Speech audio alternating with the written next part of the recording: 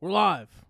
All right. So we're fresh off of figuring out how in the world to make this happen. So I know that we were supposed to go live at 8:41, but this is On the Pipe podcast, and here we are at 8:42. I think I just said 8:41. We were supposed to go live at 8 o'clock, but now we are here at 8:42, and we are all set and ready to go. My apologies. So this actually took a little bit longer than I expected to be able to set it up. My plan was to be able to stream to YouTube and Facebook at the same time, and I wasn't able to figure that out in time. So here we are. We are live on YouTube. This is the first time going live on YouTube. This is exactly why I've been using Twitch. So if you followed the live stuff before, it was a lot easier to use Twitch. And so that's what we were using. And now I'd changed everything up on perhaps one of the biggest episodes that we are doing. So let me make sure everything's working. It looks like everything's working. So now I'm just going to make a quick post. So if you'll bear with me just one moment. We got a lot of stuff to talk about. We got a lot of stuff going on.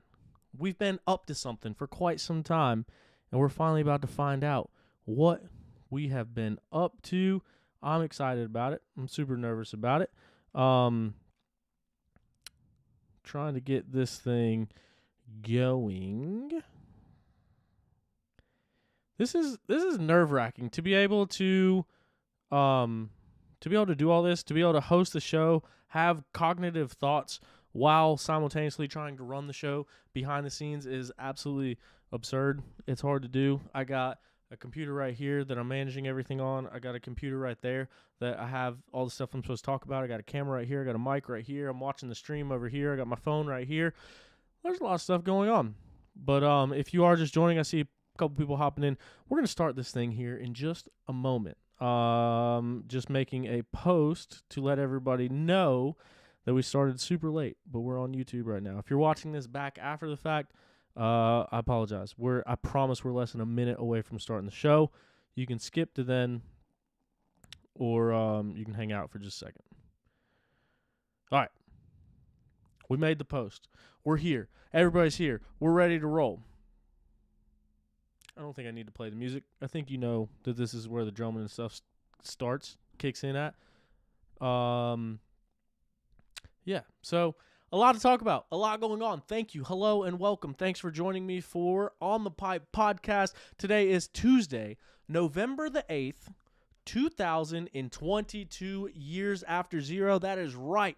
Not only is it election day, as you can see, I voted, it is the return of OTP Tuesday. Not only the return of OTP Tuesday, but we got a lot to talk about, a lot going on, and some very big announcements that we are going to break live right here in just a few moments. I put out some things. I put out a feeler earlier about what you all wanted to hear about, what you all wanted to talk about. The overwhelming percentage of that, 80% of that, was silly season rumors. So no doubt we're going to get into silly season rumors.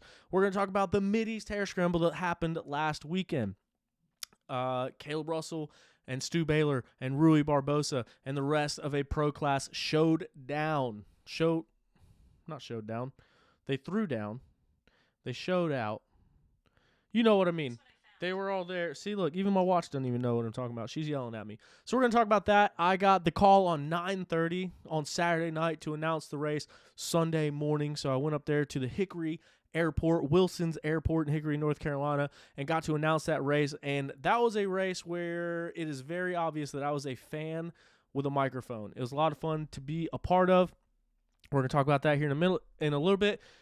We got the National Enduro that happened, the Gobbler Getter down in Alabama. That's going to wrap up the season. A lot of stuff coming out of that. And then, and only then, will we get to the silly season rumors about everything that's going on. That's what you guys want to know about. You want to know who's changing teams, who's going where, who's doing what. OTP is the source of that information. Before OTP existed, everything was a secret. And it's still a secret. Everything is a secret. And I don't get it. So we find out some of the secrets and we bring it to you. I said from the beginning, OTP is like We want it to be like if you were best friends with everyone in the industry. You got all the news, all the information. So we try to bring you as much information and be as transparent as humanly possible. So we thank you for joining us. We thank you for being here, and we thank you for being a part of the OTP family. Now, this is a hard thing to get into because you guys know that I've been up to something, and I'm not quite sure how I wanted to announce this. I'm not quite sure how I wanted to bring this up, and that is why we've been up to something for the better part of this year. Before we get into that, we would not be able to do any of this that we've been doing without Beta Motorcycles, who is the official manufacturer of On the Pipe podcast. Beta Motorcycles has been family owned and operated since 1905. They manufacture the finest enduro, trials, and dual sport motorcycles that are known for their premium quality and rideability. Beta Motorcycles are the best looking bikes on the market, and they back it up with their superior performance. Head over to betausa.com for more information on their available models or to find a dealer near you to get yours today. We got to get through the ads. This episode is also brought to you in part by our good buddy Zach Tussle at Raymond James Financial. Zach is a racer and a financial advisor that helps his clients win when it comes to retirement and financial planning. If you or someone you know wants to save and invest for their future or is already retired and needs advice for income during retirement, Zach Tussle is always my first recommendation. Find out more by Googling Zach Tussle or on their website, financialadvisorsdenvernc.com. Zach Tussle's been on the show. Zach Tussle's been at a racetrack. Zach Tussle's probably racing the same race that you raced in. Right now is the perfect time to get a hold of Tussle. Let him know exactly what he can do for you. I know a lot of people come up to me at races and say, hey, I've been meaning to reach out to him, or I need to reach out to him when things slow down, or I need to reach out to him this offseason. It is the offseason. It is a perfect time to invest in your financial future, and Zach Tussle can help you out to do that. But back to what we were talking about before. This is a very big announcement. This is something that we have been talking about the better part of this year. In fact, we might have been talking about up to something season last year, heading into this year. But without a doubt, for the majority of 2022, I have been up to something. OTP has been up to something. And I didn't know how to break it down to you, and I didn't know how to let everybody know, and I didn't know how to make this announcement. And that's when I finally got the revelation to sit down and say, if I don't know how to make the announcement, and I can't make the announcement perfectly, and I can't have every single detail of what I've been up to laid out properly on the line before I announce it, why don't I just say screw it and just announce it?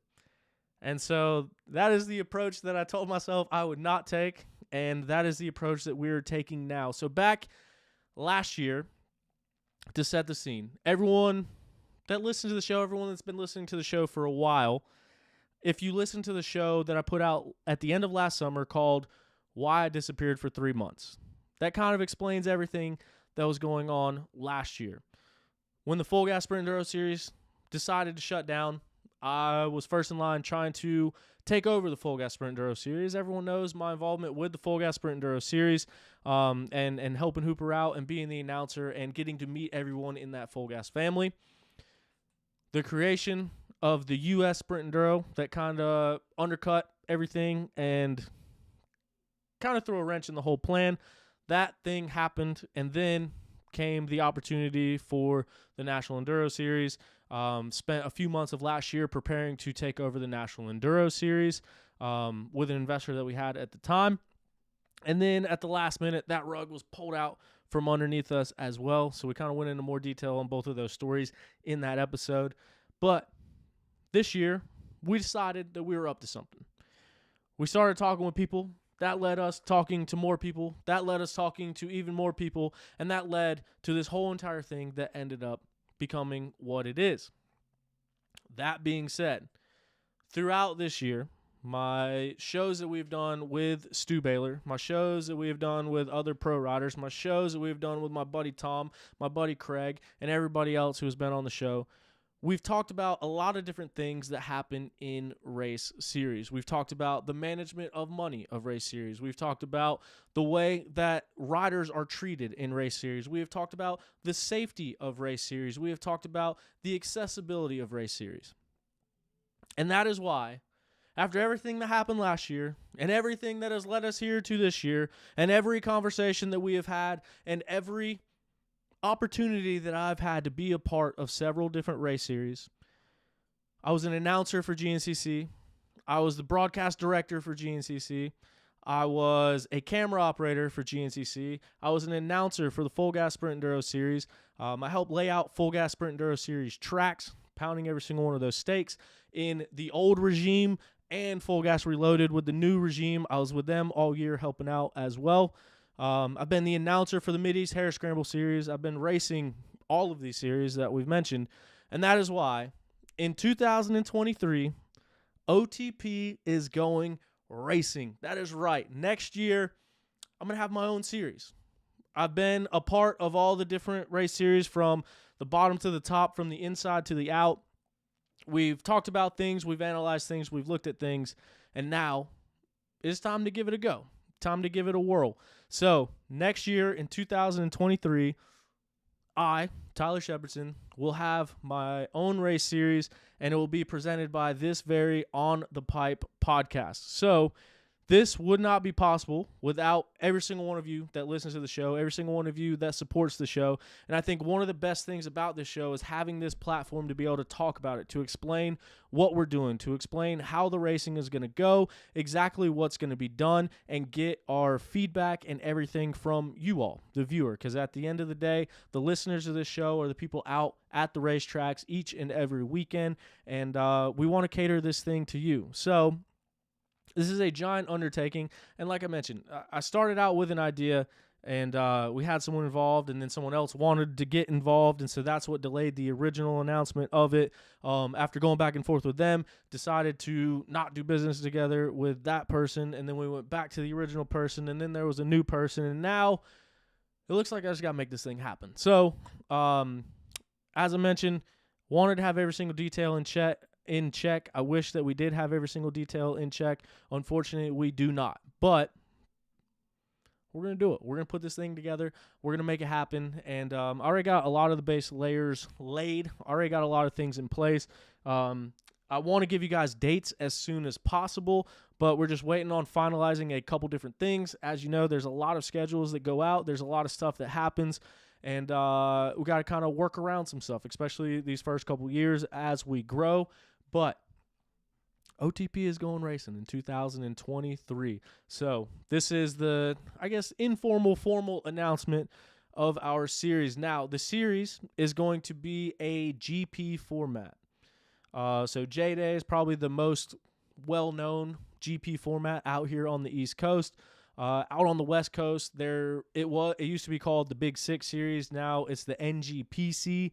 But that is what we're going to do. We're going to do a Grand Prix series. It's going to be a little bit different format even than the other GP series. So more information is going to come out as we go. But think of it as a mini hare scramble.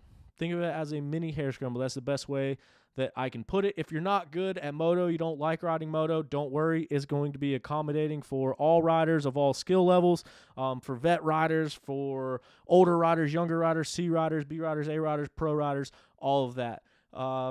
The main thing is I want this to be for the people. I want you to get more than a plaque if you come out and race. So expect a lot of product giveaways. Expect a lot of free rider entries giveaways, things like that. I don't want to give away my whole blueprint because we're going to take the off-road world by storm. And I hope each and every single one of you will give me an opportunity to come out and support the race series and see what we're all about. I think it's going to be a really good thing. We're going to have higher pro payouts than any other series around to hopefully start the change in that direction. We've talked about a lot of the different ways that money is handled and money is spent at other series. So we're going to start things out with a bang. And we're going to go racing, and it's going to be a good time. So keep an eye out for locations. This first year, we're going to be racing anywhere from West Virginia down to Georgia, possibly into Florida. Not sure yet, but as we grow and as we get this thing started, we're going to have a start out in the greater North Carolina region. There's a lot of riders down here, and I'm really excited for this. And I hope that you will be excited for it as well. I hope that we'll be able to get a lot of racers out there to it. So it is going to be a GP, mention that, but don't think of it as a moto race. Don't think about it as you got to come out and jump big old double jumps and triple jumps to be able to be competitive. That is not the case. I personally didn't like going to GP ride or races myself because of that very reason. When you got work on Monday, you can't really risk it by jumping these big jumps or things like that. But for the more skilled riders, we'll still have that option. Like I said, a lot of details are going to come out in the future. Right now, I just want to get it out there, let it be known that we are going racing in 2023, and it's going to be something for everyone. We're also going to be racing on Saturdays. So I think that's a little bit of a unique thing to this area especially. So everyone will race on Saturdays. That way you can get off work on Friday, get to the racetrack, race Saturday, have a good time. Either stay, hang out, camp at the racetrack, ride the next day, or go ahead, head home, get your bike clean, get everything ready to go, and be ready for work Monday morning. So, or make it to church on Sunday morning. Whatever you typically do on a Sunday in the off season, you'll be able to do that Sunday after one of these races. Now, after going back and forth a lot with the name, I did consider running the OTP name for the race series and then changing the name of the actual podcast. But I think I have decided against that right now. What we're going with is Bite GP. So the Bite GP series, Bite, B-I-T-E, Grand Prix. And the Bite, I didn't want an acronym. I wanted something that didn't only bark, it had a bite to it. I didn't want another, there's GNCC, NCHSA, IXCR, VXCS, VCHSS, FTR, YNOA. You know what I mean. A lot of race series have an acronym, and in doing that, I actually created an acronym, but it's an actual word, Bite GP, Beast in the East. So what we're going to do is we're going to lay out all of these big old racetracks. It's going to be a mini hair scramble, and we're going to make it challenging. We're going to make it fun. We're going to make it flowy. We're going to make it for all riders, all skill levels, all ages. We're going to have youth racing. We're going to have vet racing. We're going to have everything in between, and whoever is the best is going to be the best in the East, or the beast in the East. However you want to look at it. That's where the bite came from. B-I-T-E, beast in the East, best in the East. However you want to look at it, this series is going to be hopefully a fan favorite. We're going to do some different things. We're going to do some things that are outside the norm for the racing industry. And most of all, we are going to appreciate every single one of you that come out and race with us next year. So super excited. Expect more details to come out over the next coming weeks, but I just wanted to get it out there. We talk about being up to something and not really talking about it. Just want to get it out there, let it be known, so that way everyone can start to plan and prepare. We'll have dates for you very, very soon. We'll have more information for you very, very soon. I'll have the classes posted.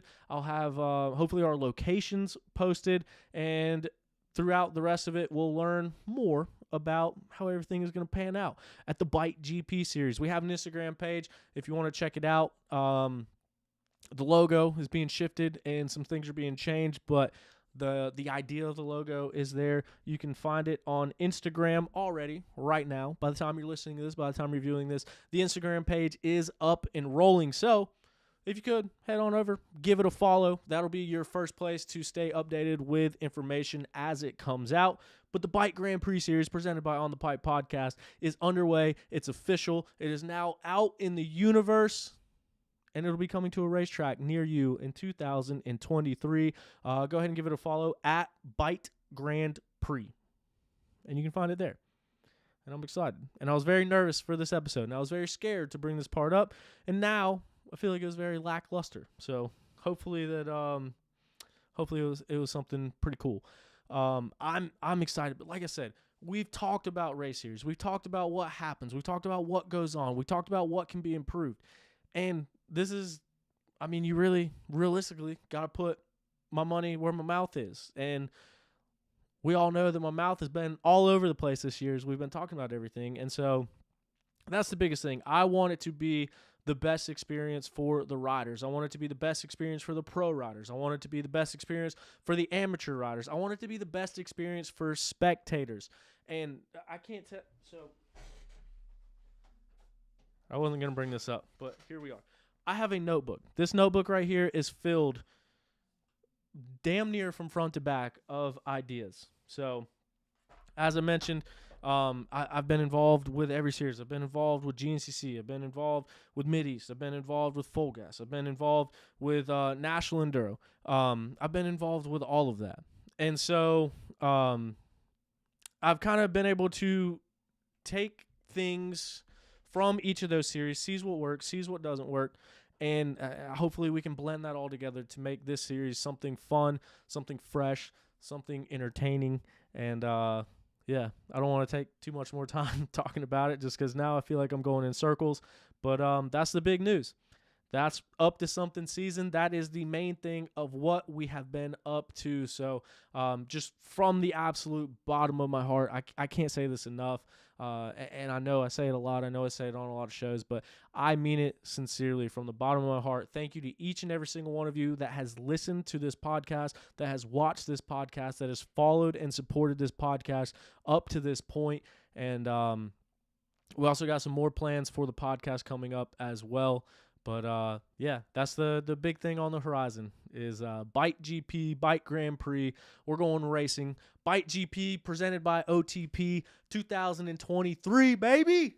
So keep an eye out. We're going to do some giveaways. We're going to do a lot of video stuff. We're going to get this thing up and rolling. But right now, like I said, there's never a time where everything is perfect, and I was waiting for that opportunity for everything to be perfect. Instead, I'm going to do the opposite, put it out in the universe. We're going to figure it out as we go, and I hope that you all give me an opportunity, and I hope you all join me for the ride, and I hope that we can see you out at the racetrack. So there you have it.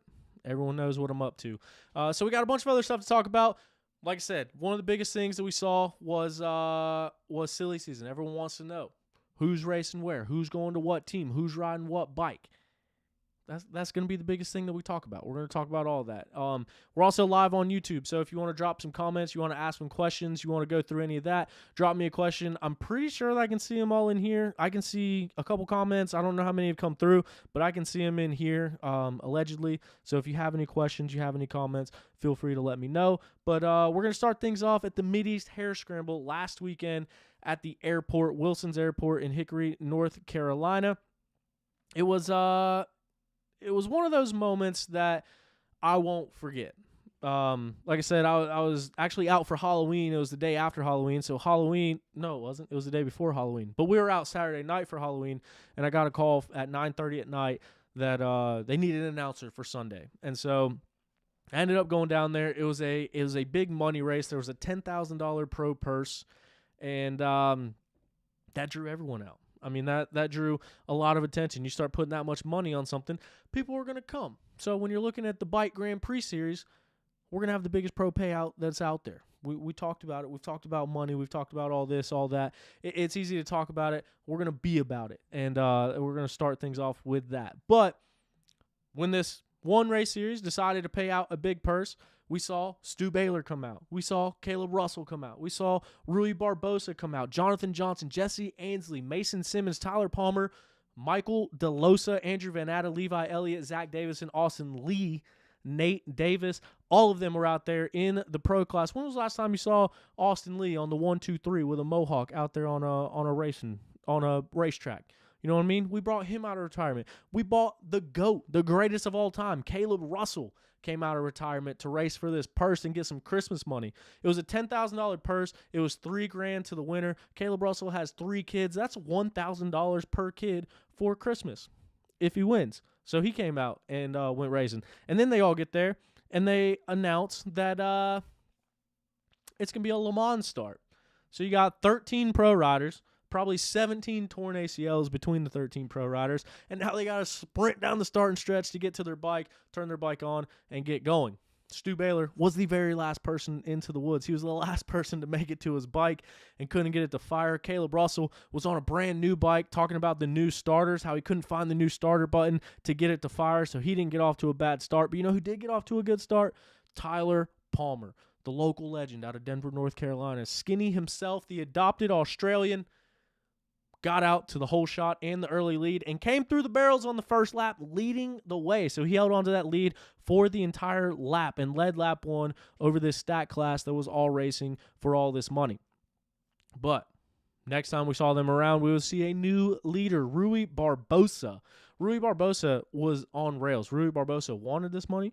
Rui Barbosa was going to battle everybody tooth and nail for this money. And Rui Barbosa was out in front of this thing for the second and third laps. And then that's when we saw Caleb Russell get around. If you saw some of the videos, Caleb was taking a line on the hill climb that was out there that nobody else was taking. It was kind of up a rock, and that's where he was making up a lot of his time, and that's, I believe, where he passed for the lead at. So then Caleb led lap 4.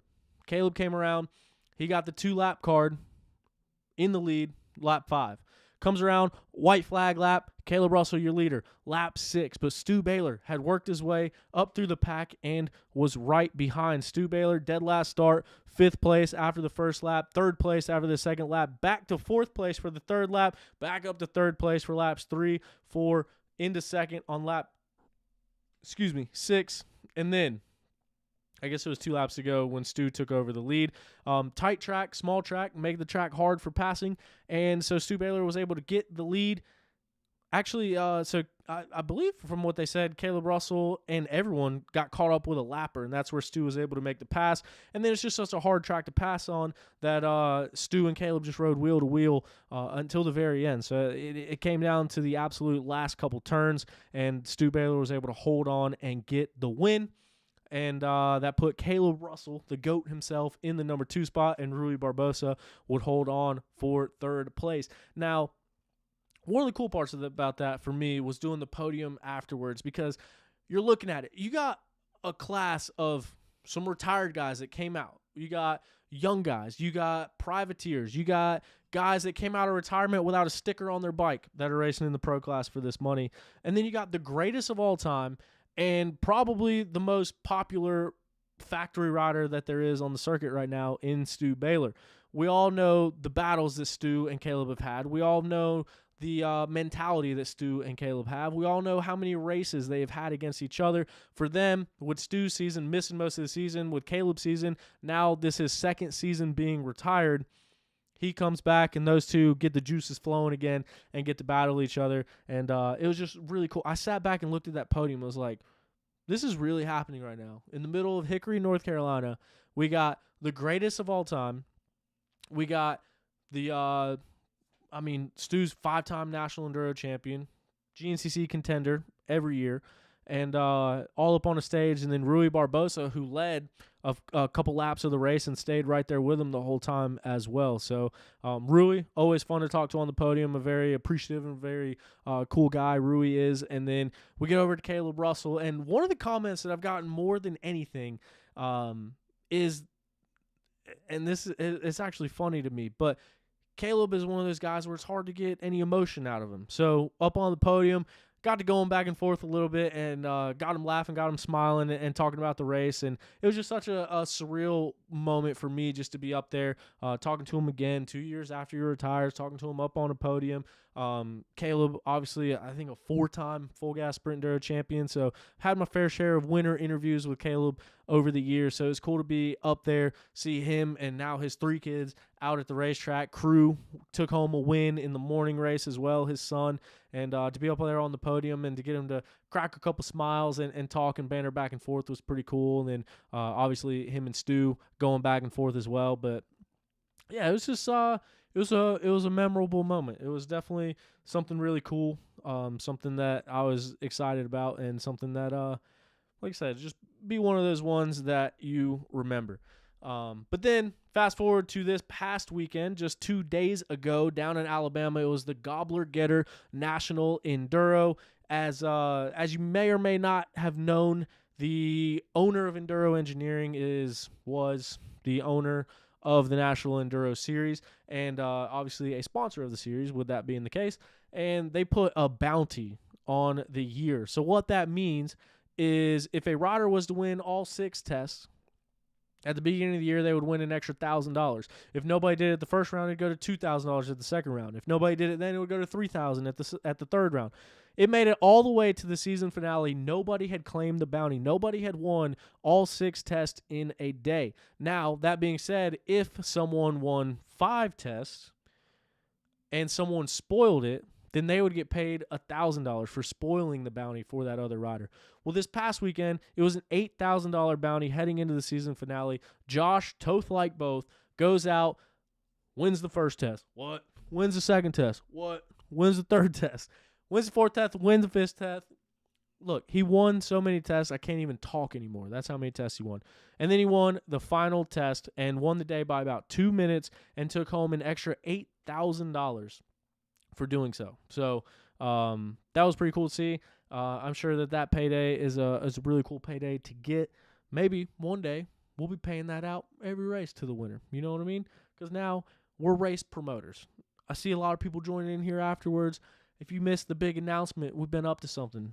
We got a race series. We're doing our own race series. It's presented by OTP next year. But anyway, that's besides the point. Josh Toth ending the season with a bang. He is dangerous at every single one of those National Enduros. He can win on any weekend, and he proved that this weekend, sweeping the day, including over the recently crowned champion of Grant Baylor. Ricky Russell finished in second place. Ricky has been on a heater to end his campaign in 2022. Hopefully he can carry that momentum into 2023. Aboard which bike? We might find out in just a couple of minutes when we talk about silly season. Craig DeLong ending his season with a GNCC podium as well and finishing off with a National Enduro podium in the third place spot. And then we look down to the Pro 2 class on a beta. Premium quality, rideability, National Enduro Pro 2 win. Once again, Jonathan Johansson goes out there and gets the win aboard that Beta 2-stroke machine.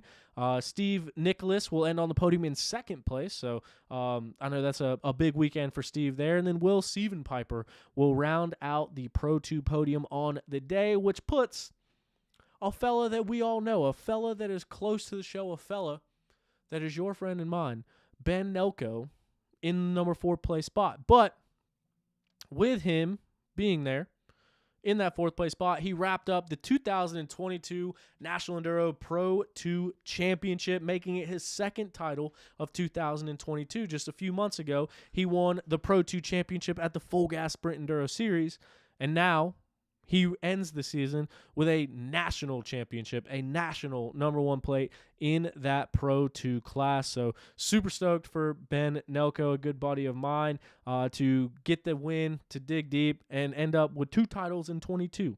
So I know him and his whole family and his whole team, they are absolutely psyched to be a part of that as well. But it was cool to see Ben hold on all year and actually race through a couple injuries and a knee injury, to be more specific, to make sure that he got this title and wrapped it up for the year. Looking at the Women's Pro Class, it came down to a winner-take-all situation. And why this was winner-take-all? Because if Kenzie won and Rachel got second, then they would be tied on points, and then they would be tied on wins, which I believe then goes into a who had the best last finish situation. If Rachel won, then she would have won on points. If Rachel beat Kenzie in any capacity, she would have won on points alone. But Kenzie ended up getting the win as those two were battling throughout the day, battling with the championship on the line. Mackenzie Tricker goes out there and grabs the win, and that makes it her 4th straight title. So that would be her 5th win of the season. That ties them on points and ties them on wins. And so she got the win in the last round. So she takes home the national number 1 plate for the 4th straight year in a row. We're talking about a girl that has won WMX titles, Loretta Lynn's titles, motocross titles back in Australia, now in the tightest woods known on our national circuit, National Enduro. She wins 4 straight titles there. So night and day difference between where the career started and where her career is at now. So big congratulations to her. Rachel Archer, who is a national champion of her own right, grabbing that GNCC national title. Had an opportunity to win a second national title, but ends up in the number 2 spot, second place on the day. And then Taylor Bonecutter will round out the Women's Pro Class podium. So that is the way the weekend went. That is the way the weekend before went.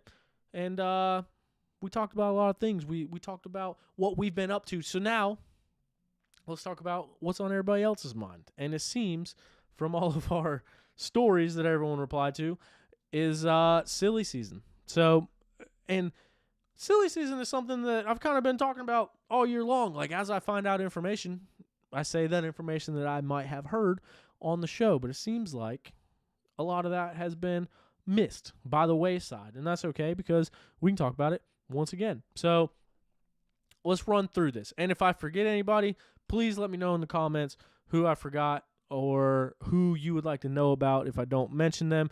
I think the biggest thing that everyone is asking about is Stu.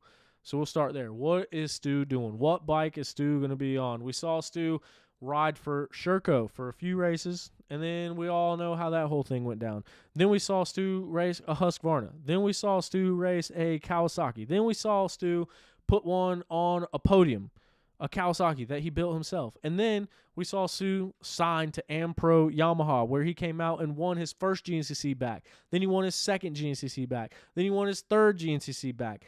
And that ended up to a full-time contract with the Ampro factory Yamaha team. That lasted him 2 more seasons past that, where last year we saw him come down to the wire. It was a winner-take-all situation with him and Ben Kelly heading into Ironman last year. He also wrapped up the National Enduro title last year for his 5th National Enduro title. This year, he comes out, gets hurt, breaks his neck at the very first round, and then makes it through the rest of this season and gets second place on the year in the National Enduro points. Well, he didn't race the last National Enduro, so he might have ended up third in points. But regardless, he had himself back in a top 3 spot in a national series. He came back and won a GNCC race. He came back and was on the podium at 2 other GNCC races after a broken neck, after a broken face. He wasn't even cleared from the broken neck when he started racing National Enduro again, and then broke his face. And then he didn't miss a National Enduro race after that either. And then he raced GNCC before summer break. There was a lot that went into these past couple seasons with Stu on a Yamaha. But we have reason to believe, and what we've been hearing, is that Stu Baylor will indeed be on a KTM next year. So that seems to be pretty public knowledge now. I know that it's been out there. It's been talked about. I don't think that one is as big of a secret now. I think the general public knows that one. So he's not going to be on a factory KTM. It sounds like, from what I've heard, that it potentially would be their own team that would potentially include another couple of riders, potentially an XC2 rider, waiting on confirmation of that one. But it also sounds like Ben Nelko, who fresh off a Pro 2 championship, obviously a National Enduro, a Pro 2 championship moves you into the Pro 1 class. And so it looks like next year, Ben Nelko will be competing alongside Stu Baylor on perhaps this newly formed team. And he'll be racing XC1 at GNCC, and he'll be racing Pro 1 at National Enduro. And, of course, he'll be racing the Bite Grand Prix Series. The Bite Grand Prix Series, the Bite GP, presented by On the Pipe Podcast, a fresh new series coming to the East Coast. He'll be at those as well. Mike Wachowski. We just saw Mike today post a farewell to Yamaha as well. So on his Instagram page, he kind of thanked them for the last several years of their support. And from everything that I'm hearing, Mike Wachowski is going to end up on a Phoenix Racing Honda next year. So hopefully we'll see some success from Mike on that. Mike is one of those guys that can beat anyone on any given day. I think there's some health stuff or some reoccurring stuff that ends up plaguing, it seems like, the second half of his season. But Mike Wachowski, one of those great talents, has really been a contender and up front in that XC2 class for quite some time now. Grant Baylor, newly crowned National Enduro champion. He's been on that gas racing the past several years. We kind of talked about that before on the show. And that one kind of got confirmed when members of the Babbitt's Online Factory Kawasaki team posted a 450 Kawasaki with bark busters. So it's like, how many people ride a 450 with bark busters? Perhaps it's a 2-time National Enduro champion that's riding it. So we've kind of heard those rumors all throughout the year. I believe that to be true from what I've heard. Once again, kind of got to ride that edge. But from everything that I'm hearing, points to Grant Baylor joining Josh Strang and Lyndon Snodgrass on that Babbitt's Online Monster Energy Factory Kawasaki team next year. We've also talked about Johnny Gerard. Everything that we're hearing is leading to Johnny Gerard becoming a factory KTM rider, so he'll be under that FMF Red Bull KTM tent next year, coming off of a XC2 championship and a lot of success in that XC2 class. We'll see him in XC1 next year, and then probably racing some sprint enduros. Johnny Gerard is a multi-time J-Day champion, so hopefully might get to see him out at the Bite GP series. Yet to be developed, so we'll keep an eye on that situation. And this up to some of the season, I haven't really been shy about, like, when people ask me at the racetrack. I've been kind of letting people know, here's what we're working on, here's where we're at. And one of those being all of these riders. So all the pro riders, and then a lot of other riders throughout other classes know about it. And so now they officially know about it. Everyone officially knows about it. And so hopefully we're going to have some stat classes, especially when we start releasing how we're going to do our pro payouts, and also what we're going to do for the amateur riders. I think everyone's going to like it, and I think it'll give people a reason to come out and race with us. So, yeah, Johnny Gerard allegedly going underneath the factory KTM rig. There's some vacancies at Yamaha. We talked about that. So who's going over to Yamaha? From everything that we're hearing, Liam Draper might be on an Ampro factory Yamaha next year in the XC2 class competing. And then it looks like they might be getting a return rider. And it's a guy that we were talking about that ended this year with a lot of momentum heading into next year. A guy that knows the bike because he was on the team. It sounds like Ricky Russell will be heading back over to that Ampro Yamaha machine to be on that. Looks like we got a comment from Evan Smith. What's going on, Evan Smith? Full gas sprint enduro overall champion, beta pilot Evan Smith. He asked, any news on Thad Duvall? Thad Duvall, we also saw him do a couple of farewell posts. He's been a staple of that Rockstar Husky team ever since he went over there. When you think of Thad Duvall, you think of a Rockstar Husky with 989 plates on it. Thad Duvall, from everything that we're hearing, will be on a similar bike with a red frame and red plastic. So it looks like Thad Duvall will be going over to the Coastal Racing team, the Gas Factory effort.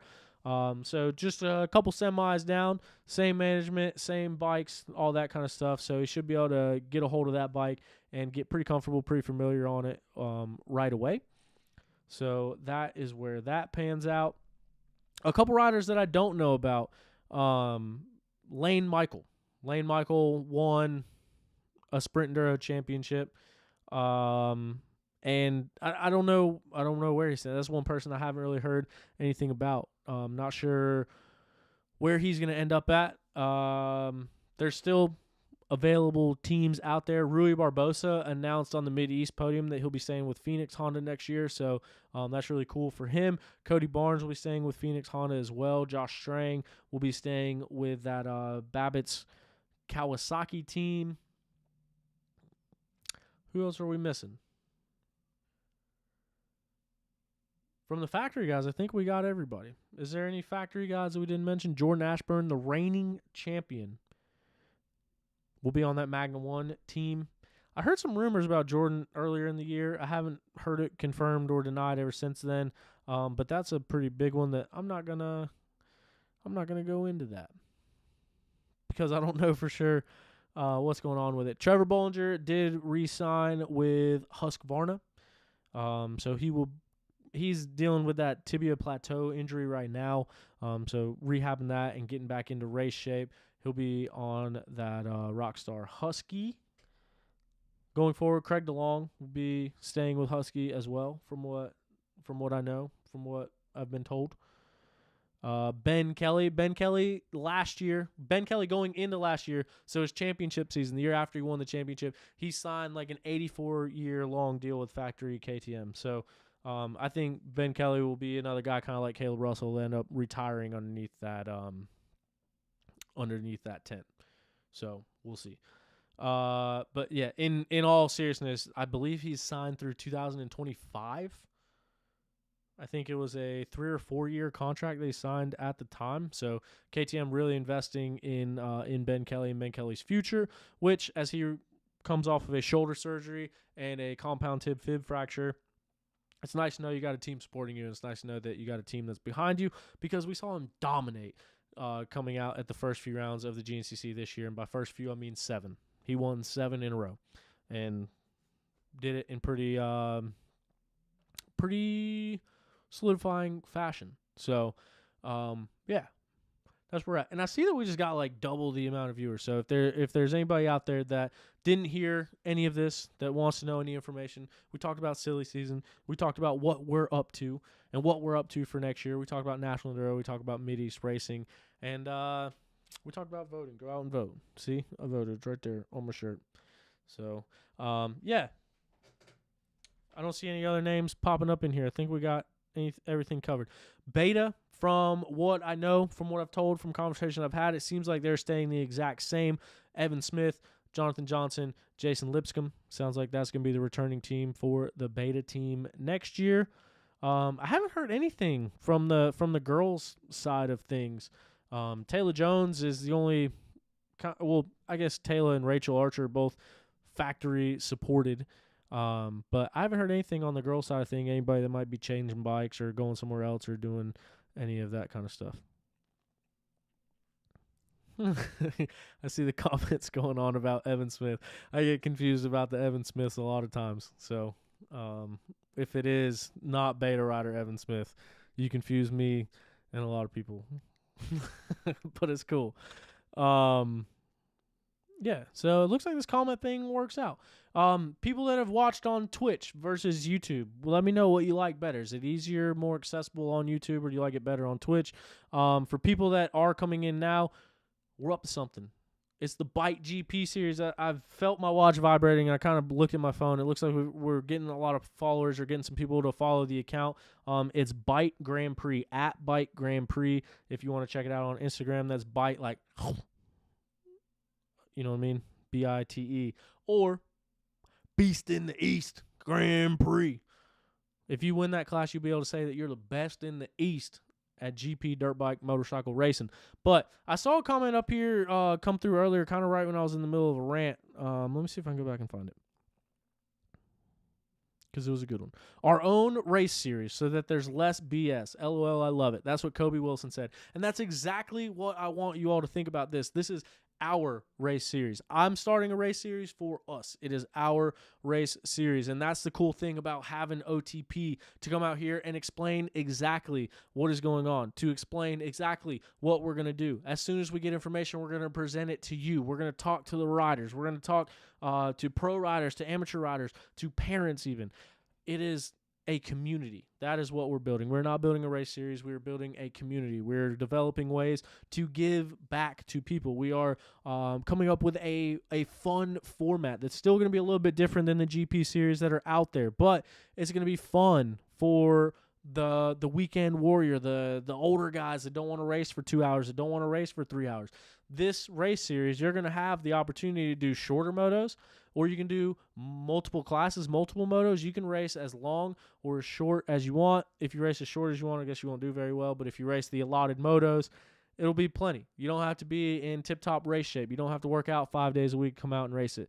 It's going to be something for everyone. And not only on the racing side of things, but from the spectator side of things. We got some things in the works that I think is going to be pretty exciting. I'm pretty pumped about.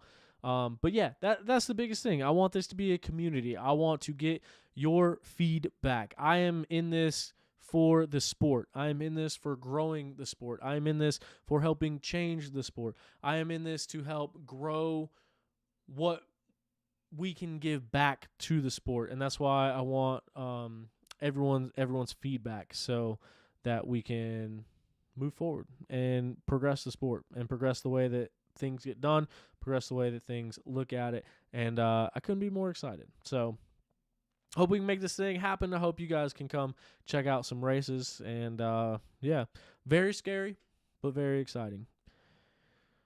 So we'll go through a couple of comments. I'm going to read through the comments now. I don't know how fast they're coming in based off of what I am saying. So if you want to get your questions in, get them in right now, because we're going to run through these questions. As soon as the comments die down, we're going to end this thing. We're going to wrap it up. So we got some more talk about the two Evan Smiths. Kobe's letting us know that YouTube is better than Twitch. I don't know if the quality's better.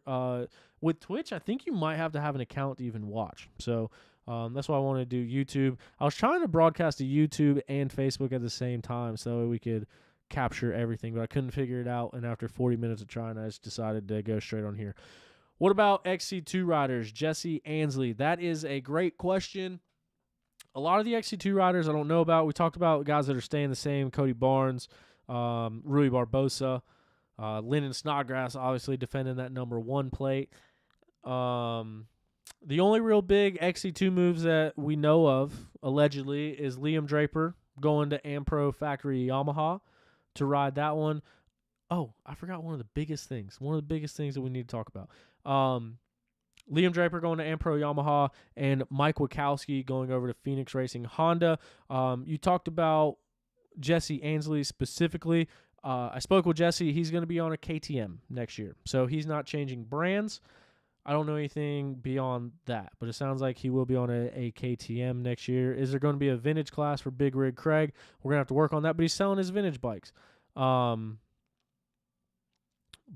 yeah. Oh, okay. Before I continue reading the comments, this is a big one. So, the last show that we did with Big Rig Craig, we talked about some of the silly season stuff. We talked about some of the changes. We talked about some of what's going on.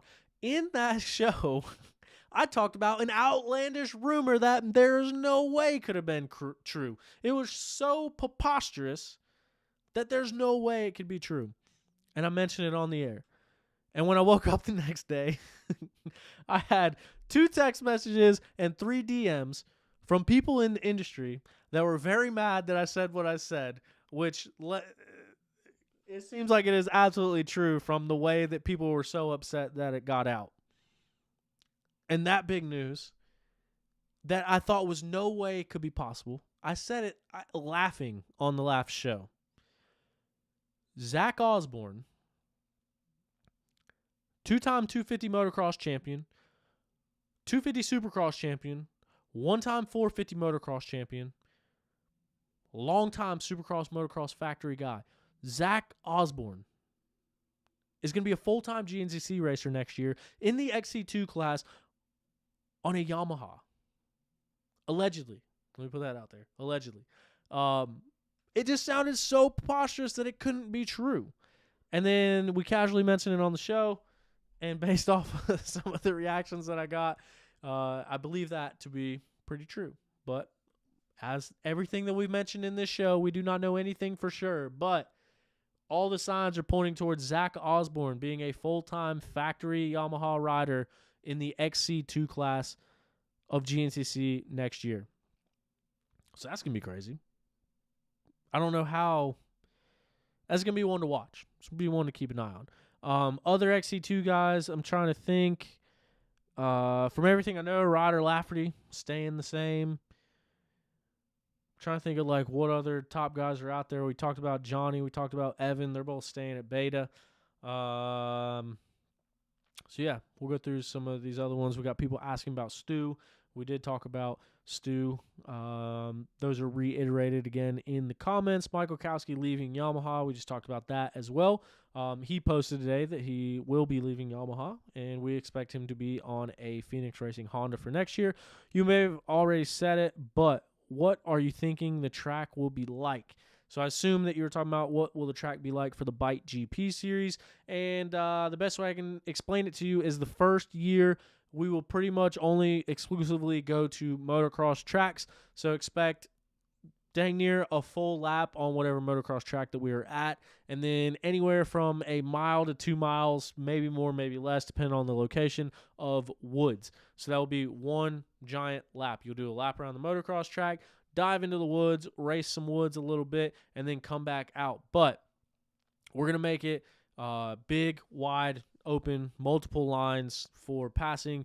And it's also going to be like semi-groomed woods. So, yeah, I have an idea in mind. Everything's going to be bannered. So all the woods will have banner on both sides. So you'll know exactly where you can and can't go. And, yeah, we'll have I can't give away all my details.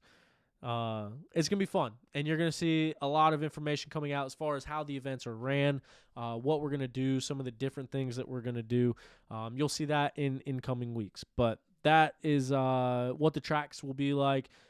Maybe if we can find a place where we can add some extreme sections, we will.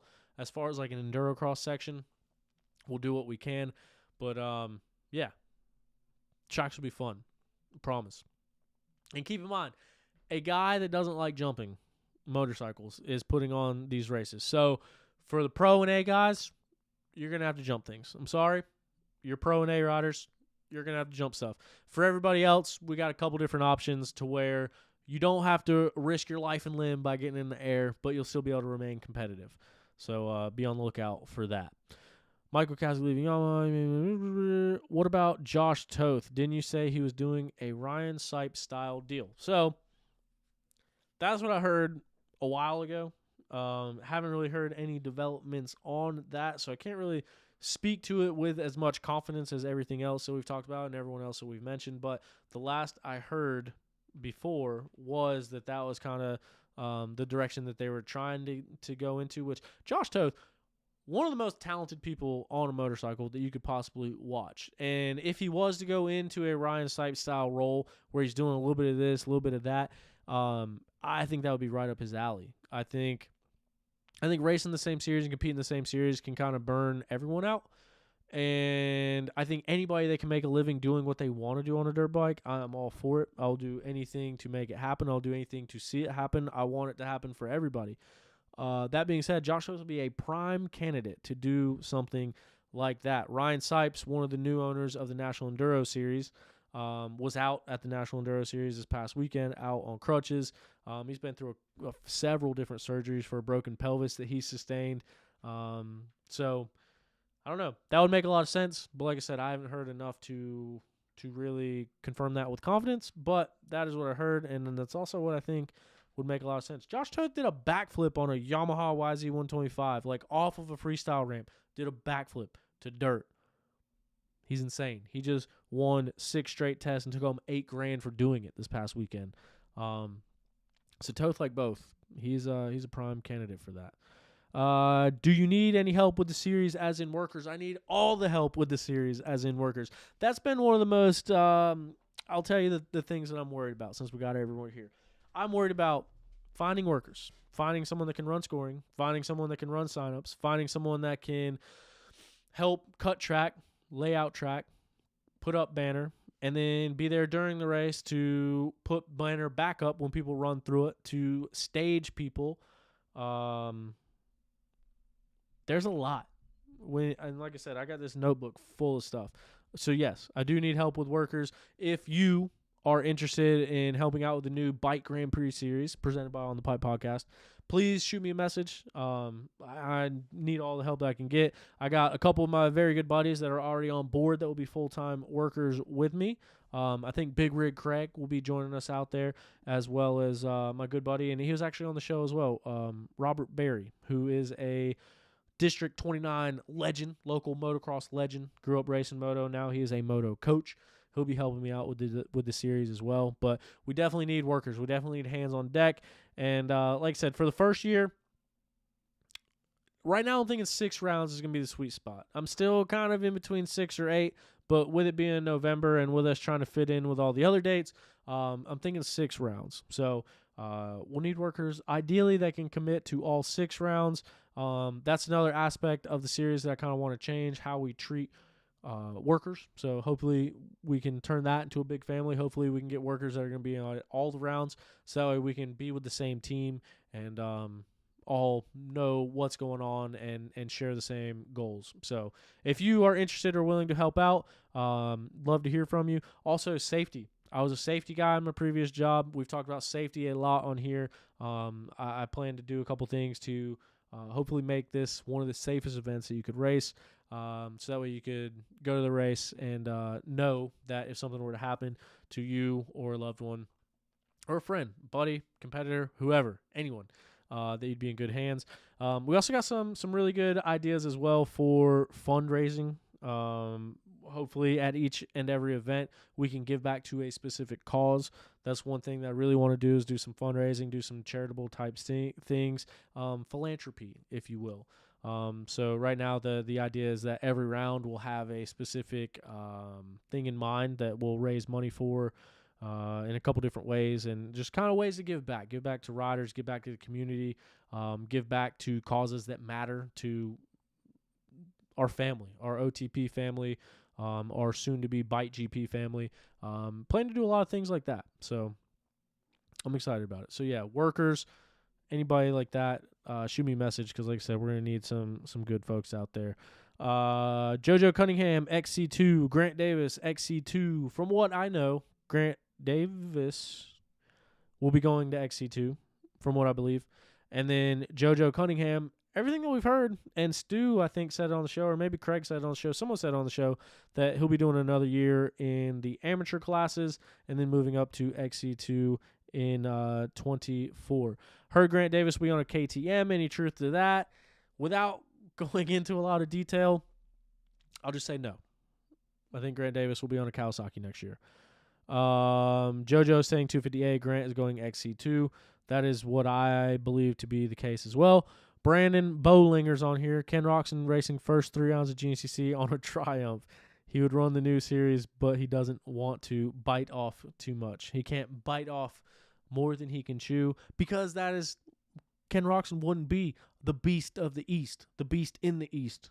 So that's why he's scared to come race GPs. So that's where we're at. I think we got all the information out there. I'm excited about it. For the off season, I want to keep this thing rolling. I want to keep this thing building. I want to keep the momentum going. I know we missed last week. There was a lot of stuff going on. Trying to figure this stuff out, trying to figure this stuff out, trying to figure other stuff out. We're here. OTP Tuesday. Plan to keep these things coming in the future.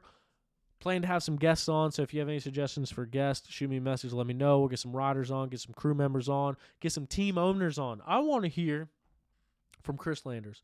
Hopefully we'll get him on coming up. The owner of the Magna 1 team won both XC2 titles, quads and ATVs. Won a 250A title with his son. Won an XC3 title.